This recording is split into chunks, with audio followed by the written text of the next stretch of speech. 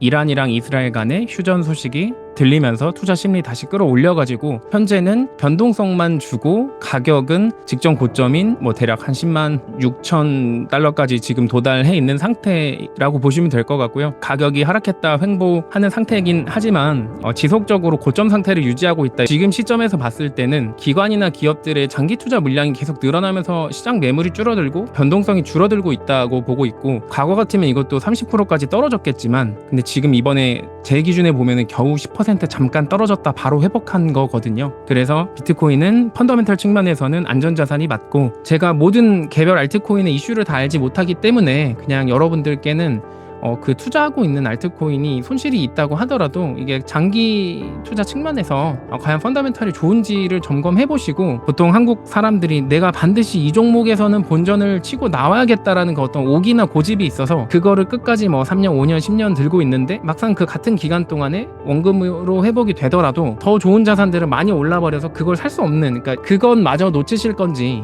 그래서 지니어스 법안 통과 이후로 이 스테이블코인 규모가 15배, 5년 안에 20배 가까이 성장을 하고, 그 유동성도 저는 지금 비트코인 도미넌스 거의 70% 육박하고 스테이블코인까지 하면 알트코인 비중 진짜 작거든요. 근데 확률 높은 투자를 하는 게 아무리 물려 있다고 하더라도 좀 좋은 거 아닐까.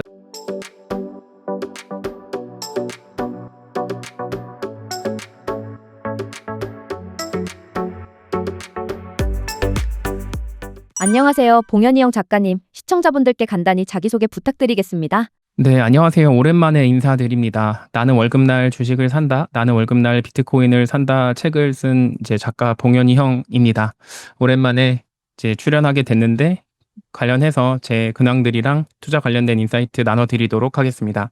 비트코인이 10만 달러 아래로 크게 하락했다가 다시 횡보하는 모습을 보이고 있는데 그 이유가 무엇인가요? 네, 오늘 일단 촬영 일자 기준으로는 6월 25일이고 10만 5천 불까지 지금 상승한 상태고요. 최근에 6월 20일 정도부터 한 4, 5일 동안 굉장히 많은 변동성이 있었습니다.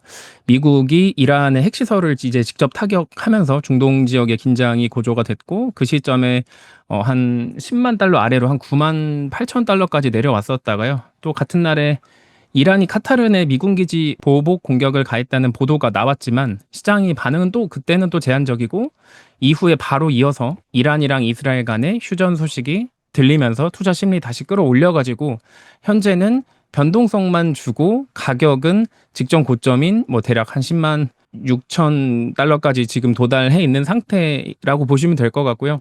가격이 하락했다 횡보하는 상태이긴 하지만 이게 현실적으로 제가 봤을 때는 지속적으로 고점 상태를 유지하고 있다, 이렇게 좀 보고 있습니다.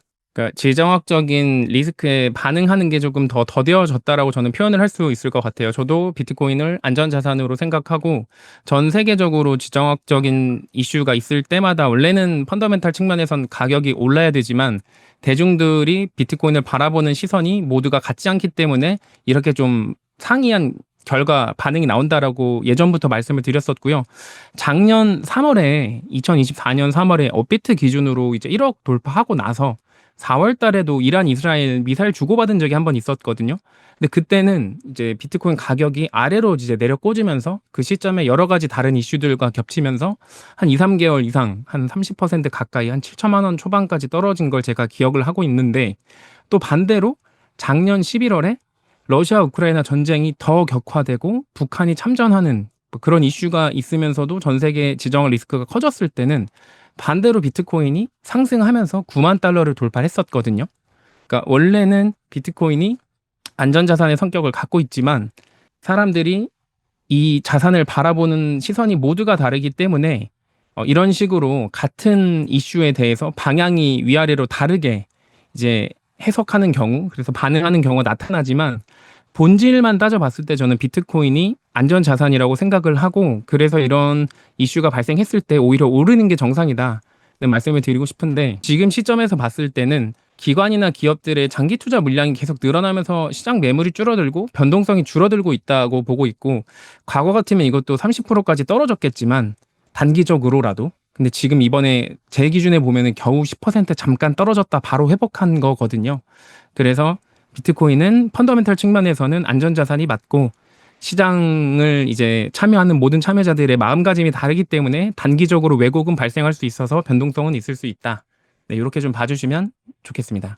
중동 전쟁이 장기화된다면 비트코인 가격이 어떻게 될 거라고 보시나요? 네, 비트코인은 근본적으로 안전자산이고 안전자산이라는 거는 위험 상황에서 사람들이 선택할 수 있는 가능성이 높은 그래서 원래 가격보다는 그 가치에 집중했을 때 안전자산의 가치는 사실 희소성이거든요. 그리고 희소성을 잘 구현해낸 비트코인을 네, 장기적으로는 선택하는 플레이어들이 더 늘어날 거고 실제로 숫자상으로 전 세계 거래소에 있는 비트코인의 양이 줄어드는 거 보면 기관들의 이제 보유량, 특히 기관들은 장기적인 관점에서 접근하기 때문에 장기 투자자가 많아지고 있어서 뭐 지금은 전쟁이 잠시 주춤한 것처럼 보이지만 사실 언제 어디서 발생하더라도 이상한 상황이 아니거든요. 지금 우리가 살아가는 세상 자체가. 어떻게 보면 저는 이미 세계 3차 대전의 시대에 들어섰다라고 생각을 하고 있고 이제는 뭔가 끊어지지 않는 전쟁이 일상화돼 있고 원래 인류 역사를 돌아보면 사실상 우리가 살아왔던 최근에 50년, 100년이 유례없는 평화의 기간이었지 원래 항상 전쟁이 있었던 게 인류 역사의 이제 어떤 스탠다드? 라고 생각을 한다면 네 이제 원래 표준으로 귀결되고 있다라고 보고 있고 장기적으로 중동 전쟁뿐만 아니라 전 세계의 어떤 갈등이 심화되고 또 사회 내부적으로도 어떤 이해 집단 간의 갈등이 심화되면서 격화되더라도 그럴 때일수록 이 안전자산 새로운 시대에 주목받을 수 있는 비트코인이 네 계속 가치를 네 높게 유지할 수밖에 없다라고 생각하고 그래서 저도 매도 없이 계속 매수하고 보유하고 있습니다. 저는 하락하는 타이밍마다 매수를 하고 있고 네, 바닥을 사실 물론 이제 맞출 수는 없지만 보통은 단기적으로 뭐 최근 6개월 기준으로 뭐 10%에서 30%까지 빠지면 저는 보통은 매수하는 편입니다. 과거처럼 이제 변동성이 막 50%까지 떨어지기에는 작년에 미국의 비트코인 현물 ETF가 상장된 이후로 좀 쉽지 않다라는 게 저의 일단 일관된 주장이었고 그래서 2024년부터 지금까지 사실 기간이 굉장히 짧지만 그 시점에도 전고점 대비 뭐 많이 빠진 게 한 30% 정도까지밖에 안 되거든요. 그리고 그 진폭이라고 표현해야 될지는 모르겠지만 그게 계속 줄어드는 게 뭐 경험적인 측면이나 데이터 상으로도 나타나고 있기 때문에 이 흐름은 이어질 것 같아요. 비트코인이 안전자산의 수단으로 활용될 수도 있을까요? 우선 저는 우리가 살아가야 될 시대를 이제 갈등과 분열의 시대, 가치관이 파편화된 세상, 플러스로 이제 전 세계 모든 국가의 적극적 증세 환경이 벌어지고 있다라고 생각을 하고 있고 이런 상황에서 내가 지금 발생시킨 가치를 저장할 수 있는 가장 완벽한 안전 자산은 저는 비트코인이다라고 생각을 하고 있어서 다른 전통적인 안전 자산 대비해서 비트코인의 성장성을 조금 더 높게 보고 있고요. 기본적으로 뭐 이게 수익률이 단기적으로 1등일지 아닐지는 뭐 제가 사실 가격을 예측하는 뭐 트레이더가 아니기 때문에 말씀드리기는 좀 조심스럽지만 장기적으로 봤을 때 그 장기라는 것도 뭐 3년, 5년, 10년 정도의 이제 중장기를 말씀드리는 건데 어쨌든 다른 안전 자산 대비해서는 주목받을 수밖에 없고 이 펀더멘털 측면에서 원래 안전 자산이 가격 변동이 적다라고 사람들이 생각하는 경우도 많지만 본질적으로 안전자산의 속성은 가격 변동이 적은 것도 물론 그건 이제 결과고 사실 그 핵심에는 희소성이 있거든요. 그러니까 다른 나라의 채권보다 미국이 망하지 않을 거다라는 사람들의 믿음 그리고 수요가 더 많고 그런 것들 때문에 사람들의 믿음이 안전자산이라고 이제 미국 채권을 선택하는 거고 금 같은 경우도 이걸 물리적으로 더 발행할 수가 없기 때문에 희소하다라고 우리가 알고 있기 때문에 이걸 또 안전자산으로 우리가 선택하는 거고 일부 특정 지역에 희소한 부동산들도 안전자산의 성격을 갖고 있잖아요. 네, 그런 모든 안전자산의 속성, 그 희소성 측면에서 비교했을 때 그걸 펀더멘털이라고 보면 비트코인이 가장 사실 희소하고 공급량이 명확하게 수학적으로 정의할 수 있고 그리고 가치 평가도 1대1로 그 할 수 있는 그런 사실 안전자산 측면에서 펀더멘털 측면에서 가장 좋기 때문에 이 펀더멘털을 전 세계 사람들이 지금 언어 장벽도 없어진 상태라 빠르게 알게 될 거고 이제 국경을 넘나드는 세상에서 가치를 온전히 이동시킬 수 있는 게 비트코인이 유일하진 않겠지만 최선이라고 저는 보고 있고 그 흐름을 이번 AI 시대랑 이제 암호화폐 시대에 네, 많이 가져가서 주목받을 거라고 보고 있어서 비트코인을 다른 안전자산들보다도 더 많은 성장성이 있을 거다 기대하고 있습니다. 그러니까 안전자산 측면에서 어쨌든 희소성이 가장 중요한데 다른 안전자산들보다도 더 희소하고 그게 조금 더 투명하고 그리고 갈등과 분열의 시대 정말 많은 사람들이 이제 국경을 넘는 일들이 생길 텐데 그때 모빌리티가 있는 비트코인이 주목을 많이 받겠다라는 게 제 생각입니다. 눈에 보이지 않는 자산인데 비트코인이 믿을 만한 자산인 이유는 무엇일까요? 충분히 그런 생각을 저도 한 적이 있고 공감을 하는데 그 가치라는 게 정확하게 어떻게 생기는지 이번 기회에 한번 고민을 해 보셨으면 좋겠어요. 우리가 교회를 다니시는 분들, 기독교 신자분들이 성경책을 믿는 것도 아니고 목사님을 믿는 것도 아니고 교회 건물을 믿는 것도 아니고 십자가를 믿는 게 아니잖아요.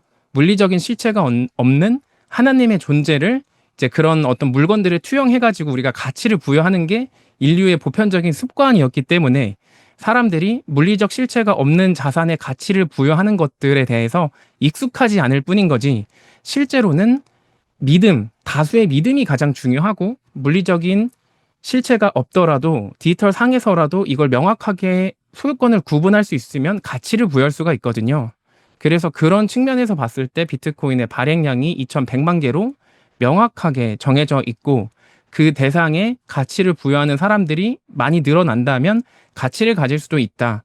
그러니까 쉽게 말하면 우리가 금도 물리적인 실체가 있는 거 플러스 희소성을 우리가 이해하기 때문에 금에 가치를 부여한 거거든요. 그래서 가격을 갖게 된 거고, 금이 더 이상 희소하지 않게 되거나 사람들의 믿음이 약해지면 금 역시도 그냥 반짝이는 노란색 돌덩이에 불과하고, 뭐 이제 반도체에도 쓰고 장신구에도 쓰고 치료에도 쓰기 때문에 뭐 산업적인 수요가 있다라고 주장하는 분들도 계시지만 사실 그 산업적인 수요가 있기 전부터 금은 가치를 가졌거든요. 그리고 가치를 가졌기 때문에 장신구로 쓰였던 거고요. 그래서 그런 현상에 비추어서 판단했을 때 인류 역사상 가치를 갖는 모든 것들의 공통점은 실물이 있었고 희소했다. 그런데 디지털 세상에서 실물이 없지만 소유권을 구분할 수 있는 새로운 유형의 자산이 나타났고 실물이 없기 때문에 지금처럼 갈등과 분열의 시대에 모빌리티가 좋다. 그래서 향후에 새로운 자본들, 새로 발행되는 여러 돈들이 이쪽 시장으로 유동성이 들어올 가능성이 저는 높다, 이렇게 판단하고 있습니다. 아무래도 비트코인의 희소성을 이해하고 이걸 가치 저장의 수단으로서 활용하는 사람들이 늘어나면 공급량이 2,100만 개로 정해져 있기 때문에 수요 공급 법칙에 의해서 자연스럽게 가격이 상승한다라고 이제 설명드릴 수 있을 것 같고요.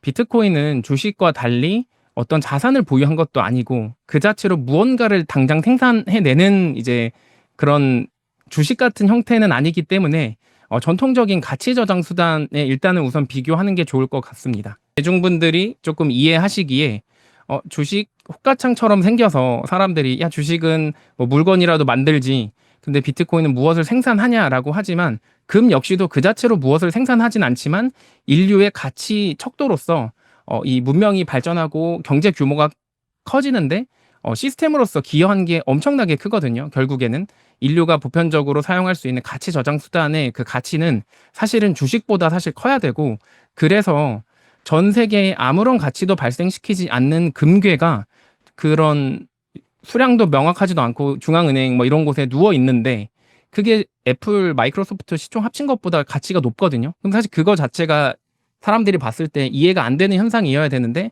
같은 논리를 적용해 보면 비트코인도 똑같다. 그래서 주식으로 비교하지 마시고 이제 금과 같이 가치 저장 수단, 부동산도 물론 이제 실거주라는 가치를 주긴 하지만 근본적으로 토지는 희소성 때문에 가격이 오르는 거잖아요. 똑같이 강남에 있는 아파트나 뭐 순천이나 지방에 있는 똑같은 아파트가 짓는 원가는 분명히 비슷할 텐데 땅의 가격 때문에 다른 이제 시장 가치를 갖는 것처럼 비트코인도 안전자산 측면에서 금과 비교를 좀 해보시는 게 우선 1단계라고 보고 있고, 네, 그렇게 하나씩 이해를 하시다 보면 네, 비트코인을 이제 이해하시고 빠져들게 되실 겁니다.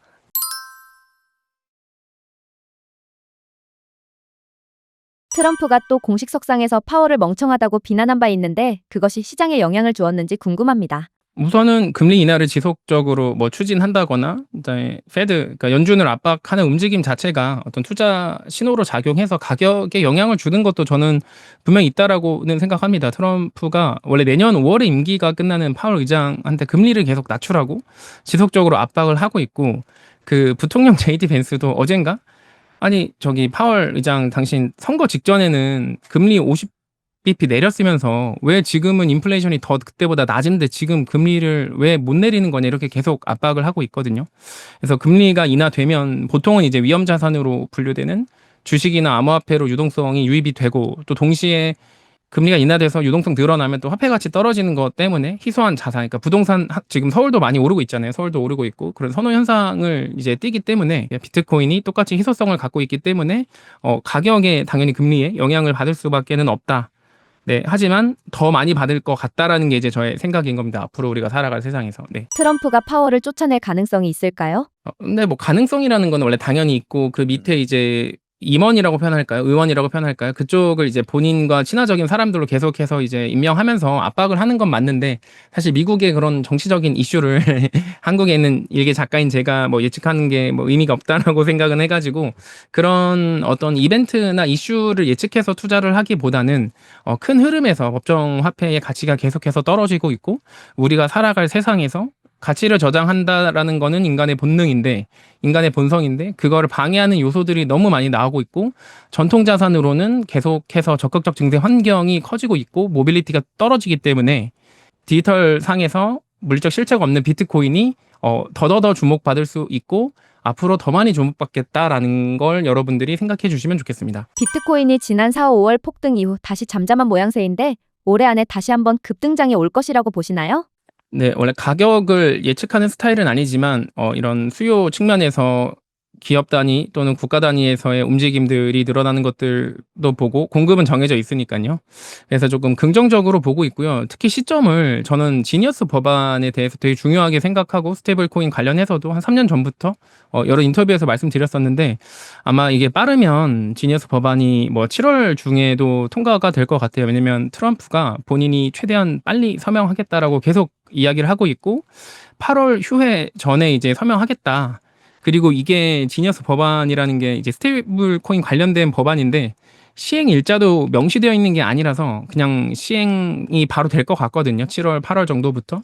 그러면 지니어스 법안 통과 이후에 스테이블 코인 발행량이 기하급수적으로 늘어나면 저는 그 유동성을 비트코인이 흡수할 가능성이 가장 높다라고 생각을 하고 있어요. 그래서 지금 스캇 베센트 미국 재무장관도 저 트위터나 이런 곳에서 스테이블 코인 시장 성장이 미국 국채 수요를 증가시킬 거고 이 국채 수요를 통해서 미국이 정말 이로울 거다. 미국의 경제에 도움이 될 거다. 이런 이제 계속해서 긍정적인 말을 하면서 지금 스테이블 코인 시장 규모가 1, 2, 3등 정도, 그러니까 테더, 서클, 그다음에 월드 리버티 파이낸셜에서 발행한 USD1까지만 합쳤을 때도 대략 300조고 2030년 말까지 그러니까 대략 한 5년에서 6년 정도 사이에 5천조까지 성장할 거다라고 지금 전망하고 있거든요.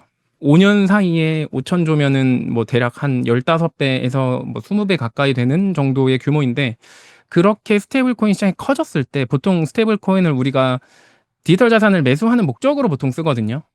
물론 나중에는 이제 결제 수단으로서 쓰여지겠죠. 이렇게 대중화가 되고 미국의 AI 솔루션이나 여러 서비스들, 챗 GPT 같은 거 이제 결제로 허용하고 할인해주면 많은 전 세계 일반 소비자들이 쓰겠지만 어쨌든 이렇게 스테이블 코인 시장 규모가 커지면 그 유동성이 저는 자연스럽게 암호화폐 특히나 도미넌스가 거의 70%에 육박한 비트코인으로 제일 많이 들어올 거다라고 보고 있습니다. 지니어스 법안이 통과가 되면서 미국채 발행량이 늘어나고 그 국채를 가지고 스테이블 코인이 발행이 되면 그게 일상 거래에도 쓰이겠지만 이제 디지털 자산 비트코인으로도 많이 들어갈 거라서 그냥 이번 지니어스 법안 이후부터 지금 성장이 예상되는 2030년까지 지속적으로 꾸준히 자금이 유입될 것 같다라는 게 제 생각입니다. 그래서 올해 기준으로 언제 오를 것 같냐라고 물어보면은 지니어스 법안 통과 이후에 스테이블 코인의 발행량이 늘어나는 것들을 좀 보면서 봐야겠지만 그래도 올해 말 안쪽으로는 뭐 충분히 20만 불까지는 갈 수 있지 않을까 생각하고 있습니다. 기대감이 선반영될 수는 있지만 이 법안 같은 경우는 실제로 스테이블 코인이 발행이 돼야지 이게 행동이 되는 거기 때문에 자본이 들어오는 거기 때문에 들어와야 오르는 거지 사실 기대감만으로는 한계가 있잖아요. 그래서 저는 지금이 기대감의 어떤 최상단이다. 그래서 10만 불을 계속 유지하고 있다 보고 있는 거고요. 실제로 이제 채권을 바탕으로 스테이블 코인이 계속 발행되고 그게 이쪽으로 자본이 들어오면 순차적으로 오를 거니까 너무 뭐 이렇게 단기 폭등은 저도 솔직히 예측하기가 어렵고 그냥 그 흐름 그리고 그 시점을 지니어스 법안 통과 이후로 보고 있고 지금 정말 많은 상장사, 비상장사에서 미국채를 바탕으로 스테이블 코인이 시장이 돈이 되니까 준비를 하고 있고, 그게 바로 시작이 되고 경쟁적으로 늘어나면 아무래도 초반에 조금 더 파이를 키우려는 움직임들이 더 많을 거잖아요. 스테이블 코인 시장을 이제 조금 더 공격적으로 마켓 쉐어를 가져가기 위해서. 그러다 보니까 법안이 통과된 올해 연말까지, 통과되고 나서 올해 연말까지 그때 가장 많은 폭으로 좀 주목받을 수 있지 않을까 합니다. 비트코인 전문가분들이 이제는 사이클이 깨졌고 과거와 같은 폭락은 안 올 것이다라 말을 하는데요. 이 점에 대해 어떻게 보시나요?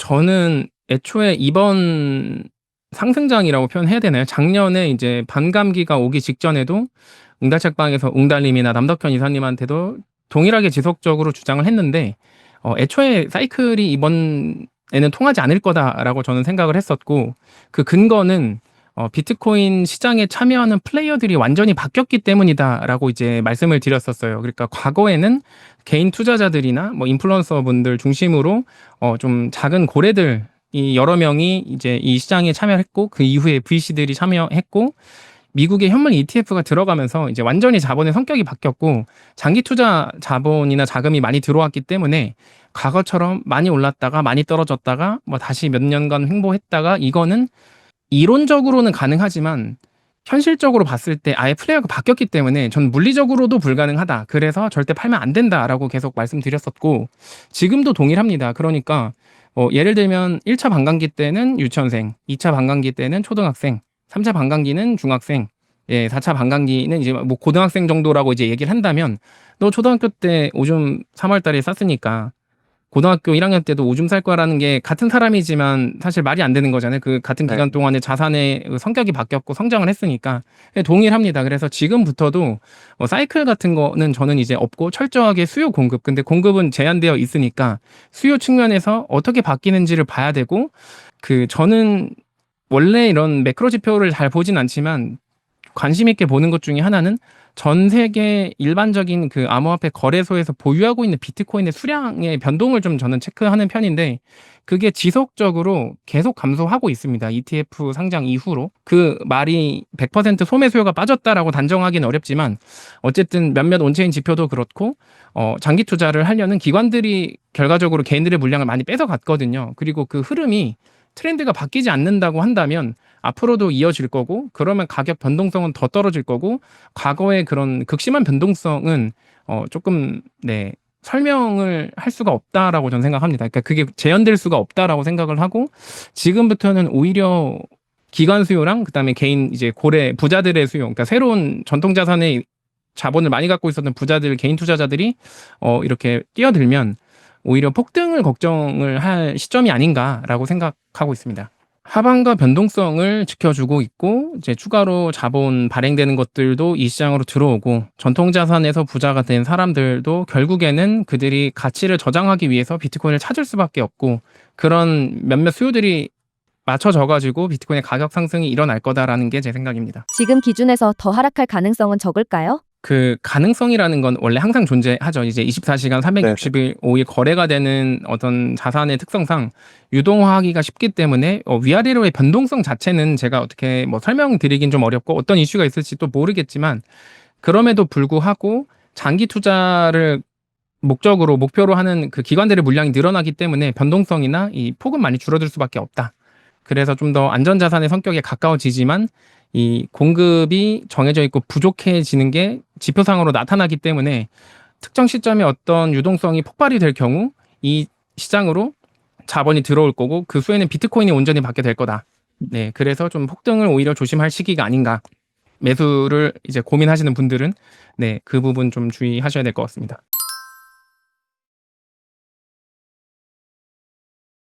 올해 하반기에 알트코인 불장이 온다는 의견을 많은 전문가들이 내주셨는데 작가님 의견이 궁금합니다.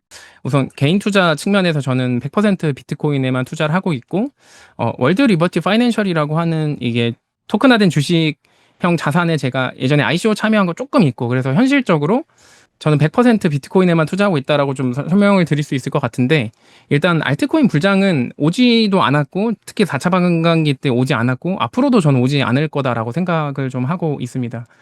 기본적으로 이 알트코인은 다 서로 대체가 가능한 프로젝트라서 비트코인과는 조금 성격이 완전히 다릅니다. 그래서 지금 비트코인 도미넌스도 살펴보면 한 70%, 68%에 육박하는데, 그게 스테이블 코인까지 포함된 거라서 실제로 알트코인의 시총은 갈수록 줄어들고 있고 그 총량은 유지가 된다고 하더라도 다른 자산, 그러니까 비트코인과 스테이블 코인, 달러 스테이블 코인이 성장한 거에 비해서는 사실상 그 점유율은 계속 줄어들고 있거든요. 이더리움 가격 안 오르는 것도 그렇고 사실 알트코인도 단기적으로 뭔가 가격이 올랐다 떨어지지만 장기적으로 가치를 갖고 있는 것들을 찾아보기가 몇 개 없잖아요. 우리가 당장 생각나는 것만 해도 뭐 리플, 솔라나 뭐 바이낸스 코인 정도?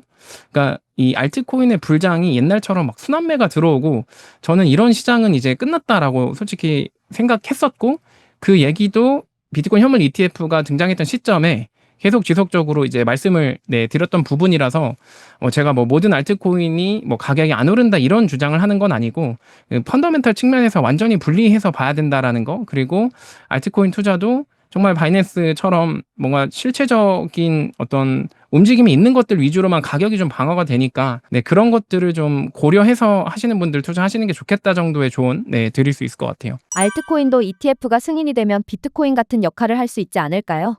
알트코인 ETF가 이미 승인이 됐죠. 이더리움 현물 ETF도 미국, 뭐 홍콩에서도 진작에 승인이 됐었고, 뭐 리플이나 솔라나도 아마 브라질 같은 나라에서 몇 군데 상장한 걸로 제가 알고 있어요. 제가 뭐 모든 그 국가를 트래킹한 건 아니지만 모니터링한 건 아니지만, 근데 그럼에도 불구하고 결국에 상장이 됐다고 하더라도 수요 공급의 측면에서 이 매수하는 매수자가 없으면은 가격은 오르지 않거든요. 이더리움이 대표적이죠. 똑같은 거의 유사한 시점에 비트코인 현물 ETF랑 같이 이더리움 현물 ETF 한 몇 달 뒤에 제가 상장했던 걸로 기억하는데 지금 가격이 안 오르고 있는 이유는 이더리움의 대체재가 너무 많기 때문이거든요. 그러니까 이더리움이 그 유틸리티, 그러니까 정말 뭐 스테이블 코인을 발행하고 뭐 NFT나 이런 것들을 발행한다는 측면에서 수요가 몰리면은 당연히 가격이 오를 수 있겠지만 그런 스마트 컨트랙트 네트워크는 항상 대안이 있어요. 지금도 테더 같은 경우는 트론 네트워크가 가장 발행량이 많거든요.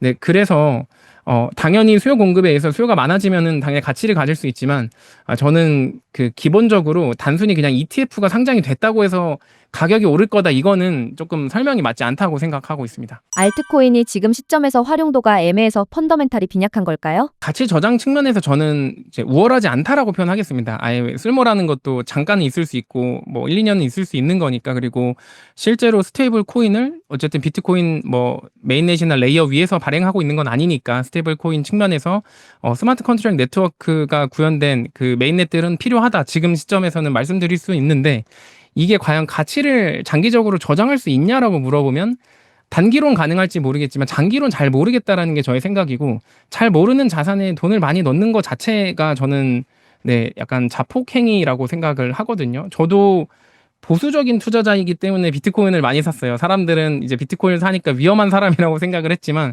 저는 정말 보수적인 사람이라서 비트코인을 산 거였었거든요. 그래서 뭐 저는 다른 투자자를 별로 비하하고 싶은 생각은 없어요. 근데 어쨌든 현실적으로 가치를 저장하기에 어떤 게 더 적합하냐라고 했을 때 비트코인이고 동일하게 가치를 저장할 수 있는 자산이라면 역사성이 진짜 중요하거든요. 왜냐면 결국에 이 믿음도 어쨌든 시간이 필요하고 신뢰가 필요하고 네트워크 효과가 필요하니까요. 근데 그 디지털 자산 중에서 어쨌든 최초의 자산이고 가장 탈중앙화를 잘 구현했기 때문에 저는 비트코인을 다른 자산이 이기기는 어렵다, 불가능하다라고 좀 보고 있어요. 네. 여러 알트코인들도 본인들의 발행량이 이제 제한되어 있다라고 이제 주장을 많이 하는데 실제로 그 거버넌스 구조를 보면 초기 투자자들이 더 많이 갖고 있다거나 또는 영향력을 발휘할 수 있도록 이제 짜여 있기 때문에 뭐 지금 시점에는 공급량이 제한적이다라고 주장은 할 수 있지만 나중에 어떻게 될지 알 수가 없고 동일하게 만약에 희소성을 유지한다고 하더라도 역사성에서 비트코인을 이길 수가 없기 때문에 결국에는 가치 저장 측면은 비트코인이 모두 가져갈 수밖에 없다라는 게 제 생각이고 유틸리티 코인으로서 뭐 스마트 컨트랙트 네트워크에서 그 스테이블 코인 발행할 때도 필요하고 그거 주고받을 때도 어쨌든 그런 토큰들 코인들이 필요하거든요. 그러니까 그런 측면에서는 쓸 수 있겠지만 가치를 저장 그러니까 이렇게 특정 시점에 어떤 네트워크에서 화폐로서는 쓸 수 있겠지만 가치를 저장해서 장기간 우상향하기에는 저는 알트코인은 좀 비현실적이라고 좀 보고 있습니다.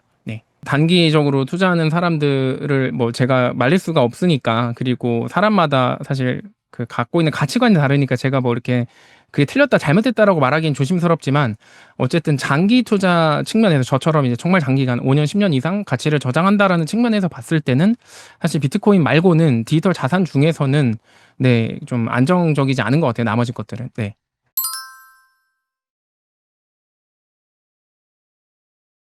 우리나라 알트코인 투자자분들께 드릴 조언이 있을까요? 아마 우리나라의 알트코인 투자 비중이 통계적으로 다른 나라 대비 두세 배 높은 걸로 저도 알고는 있는데 이 자산 시장을 바라보는 관점의 차이인 것 같아요. 보통 한국에서 코인 투자라고 하면 알트코인에 이제 뭐 3, 4배, 5배, 10배 이렇게 투자를 해가지고 그걸 현금화 해가지고 부동산을 산다. 라는 그런 어떤 기본 마인드가 있기 때문에 이 디지털 자산 시장을 단기적인 시점에서밖에 볼 수 없고 그래서 지금 이 시장을 주도하는 모든 기업들은 다 외국에 있거든요. 한국 기업은 단 하나도 없어요. 이게 규제 측면도 있지만 이 참여하는 사람들조차도 이 시장에 대해서 단기적인 관점으로만 접근하기 때문에 그런 일이 벌어지는 거라서 좀 시야를 전 세계로 좀 놓고 왜 도대체 세계 최대 강대국에서 미국에서 비트코인을 이제 국가 자산으로 하는 움직임들이 나오고 각 주마다 왜 이걸 비트코인을 비축 자산으로 지금 통과시키는 법안들이 계속해서 이어지고 있는지 왜 다른 나라에서는 비트코인에 세금을 줄여주고 또 크립토 친화적인 정책들을 펼치려고 하는지를 좀 큰 그림에서 보면은 이해가 되실 텐데 이제 약간 저는 한국이 좀 갈라파고스 됐다라고 생각을 해요. 정말 이런 선도적인 서비스들은 다 지금 외국 기업들이 주도를 하고 있고 우리나라는 사실 저는 우리나라의 최대 산업이 부동산 산업이라고 생각하거든요. 왜냐면 모든 사람들 인재랑 자본이 다 부동산으로만 몰려서 실제로 국제적으로 경쟁해야 되는 AI 분야나 반도체 배터리 쪽으로는 자본이 제대로 조달이 안 되는 네, 그런 조금 불행한 기형적인 구조를 갖고 있다고 생각하는데 네, 좀 관점을 바꿔 보셔야 될 것 같아요. 우리나라에서 뭐 우버도 안 되고 뭐 그랩 같은 서비스도 못 나오고 하는 것들이 저는 다 이런 사회 분위기 그다음에 우리나라를 이끌어가는 사람들이나 지도층 기성세대 분들의 어떤 내 생각이 그 밑에 세대까지 다 전해져서 그런 거다라고 보고 있고요. 그 디지털 자산 투자에 있어서 그 관점을 조금만 바꿔보세요. 다른 나라들이 왜 이렇게 하고 있을까? 미국이 왜 저렇게 난리를 치고 있을까? 그 관점에서 본다면 뭔가 좀 시야가 확 트인다라는 느낌을 받으실 수 있을 거고 저 역시도 한국에서 나고 자라서 공부한 사람으로서 그 좀 틀을 깨는 게 정말 어려웠어요. 예전에 회사 다닐 때도 아무리 공부를 잘하고 좋은 회사 다니는 동기들도 결국에는 부동산 영끌이 대부분이었고 그 시점에 저는 비트코인을 연결했었거든요. 근데 지금 시점에 돌아봤을 때 뭐 퇴사한 게 자랑은 아니지만 어쨌든 직업 선택을 누가 더 유연하게 할 수 있냐라는 측면에서 봤을 때는 그 시절에 서울 아파트를 연끌한 친구 동기들보다 제가 비트코인 연끌한 제가 조금 더 유연하게 살고 있는 거 보면 아마 좀 답이 되지 않을까 이렇게 말씀드리고 싶고 일단은 그렇습니다. 제 투자 스타일은 우량 자산 적립식 장기 투자고 떨어지면 더 사고 더 떨어지면 더 많이 사고 더 극단적으로 떨어지면 이제 정말 신용도를 활용해서 대출까지 받아서 투자하고 이제 이자 아르바이트 하면서 갚고 뭐 이런 조금은 다소 무식하고 장기적인 관점의 투자를 하는데요. 제가 모든 개별 알트코인의 이슈를 다 알지 못하기 때문에 그냥 여러분들께는 그 투자하고 있는 알트코인이 손실이 있다고 하더라도 이게 장기 투자 측면에서 과연 펀더멘탈이 좋은지를 점검해 보시고 그거에 따라서 좀 잘 계획을 수립하시는 게 좋지 않을까. 왜냐면 보통 한국 사람들이 내가 반드시 이 종목에서는 본전을 치고 나와야겠다라는 그 어떤 오기나 고집이 있어서 그거를 끝까지 뭐 3년, 5년, 10년 들고 있는데 막상 그 같은 기간 동안에 원금으로 회복이 되더라도 더 좋은 자산들은 많이 올라버려서 그걸 살 수 없는, 그러니까 쉽게 말하면은 강남 아파트가 계속 올라버리잖아요. 그래서 지방에 여러 채 아무리 갖고 있어도 지방 아파트가 원금 수준까지 이제 수익률 측면에서 회복됐다고 하더라도 그거 팔아서 서울 아파트 살려고 봤더니 더 올라서 절대 못 산다. 그러니까 디지털 자산 시장에서도 이런 빈부격차, 양극화가 이미 지금 벌어지기 시작했고 이게 더 격하게 벌어질 텐데 그건 마저 놓치실 건지. 그래서 지니어스 법안 통과 이후로 이 스테이블 코인 규모가 뭐 15배, 5년 안에 20배 가까이 성장을 하고 그 유동성도 저는 지금 비트코인 도미넌스 거의 70% 육박하고 스테이블 코인까지 하면 알트코인 비중 진짜 작거든요. 근데 확률 높은 투자를 하는 게 아무리 물려 있다고 하더라도 좀 좋은 거 아닐까 저 생각하고 실제로 제가 뭐 작년, 재작년 그 전까지도 해가지고 정말 많은 이제 그 투자 콘텐츠도 만들고 이제 조언도 드렸었는데 결국에는 장기적으로 보면 더 좋은 거 사는 게 맞아요. 네, 더 좋은 거. 근데 어떤 게 더 좋냐라고 물어보면 이제 한번 수요 공급 그리고 희소성 측면에서 그리고 앞으로 우리가 살아가야 될 시대, 갈등과 분열의 시대, 가치관이 파편화된 세상에서 대중들한테 또는 극소수의 부자한테 어떤 자산이 더 주목받을지를 저는 이제 고민해 보시라는 정도로 조언을 드리고 싶습니다. 올해 비트코인과 알트코인 중 어떤 게 더 투자하기 괜찮을까요? 일단 단기적인 수익률 측면에서 당연히 알트코인이나 주식이 비트코인을 압도할 수는 있겠죠. 하지만 저는 안정성까지 좀 같이 봐야 된다 생각을 합니다. 왜냐하면 1,000만 원을 넣어서 30%가 오르면 300만 원인데 1억을 넣어서 10%가 오르면 1,000만 원이거든요. 그러니까 저는 수익률보다도 안정성과 수익성을 같이 고려해서 비트코인만 샀었던 거예요. 그러니까 단기적으로 뭐 알트코인이 시총이 가벼우니까 자본이 유입되면 더 많이 단기적으로 오르는 거는 뭐 너무 당연한 거잖아요. 근데 여러분들은 이 힘들게 일해서 번 돈을 그렇게 위험한 곳에 투자를 하시지 마시라고 좀 조언을 드리고 싶고, 저 역시도 초창기에 사회 초년생 때 그런 실수를 엄청 많이 했었거든요. 그래서 저도 깨져봐야지 깨져보고 나서 이해를 하게 된 건데, 여러분들은 그런 실수를 하지 않으시길 바라는 마음에서 조금 더 좋은 자산이 무엇인지 고민을 해보시라고 말씀드리고 싶어요. 노후 자금으로 알트코인 투자하는 건 어떨까요? 근데 이게 노후 자금으로 리스크 있는 투자를 하면 사실 이게 잘 안 됐을 때의 대응 플랜이 없잖아요. 그러니까 그거는 정말 위험한 투자인 것 같아요. 그러니까 뭐 정말 노후 자금 뭐 200만 원이다. 요 정도는 제가 모르겠지만 정말 노후 자금이라고 한다면 그래도 5천에서 한 2억 정도 가까운 금액일 텐데, 이걸 뭐 두세 배 불리기만 하면 내가 좋겠다라는 마음으로 보통 이제 접근하실 건데, 그리고 공부하다가 욕심이 생겨서 물을 탄다거나 불을 타면서 보통 규모가 커지는데, 그거는 정말 위험하지 않을까요? 저도 제가 지금 뭐 30대 중반 이제 만 정도 가까이 되는 입장에서 뭐 조언을 드리긴 좀 조심스러워요. 왜냐면 저는 사실 노후 준비를 이렇게 하는 기간은 아니고, 대신에 저도 투자는 10년 정도 입사하고 나서부터 계속 했으니까 기간은 좀 경험이 있다라고 말씀드리면, 노후 자금으로는 절대 그런 위험한 투자는 하지 마셔야 된다고 꼭 말씀드리고 싶습니다.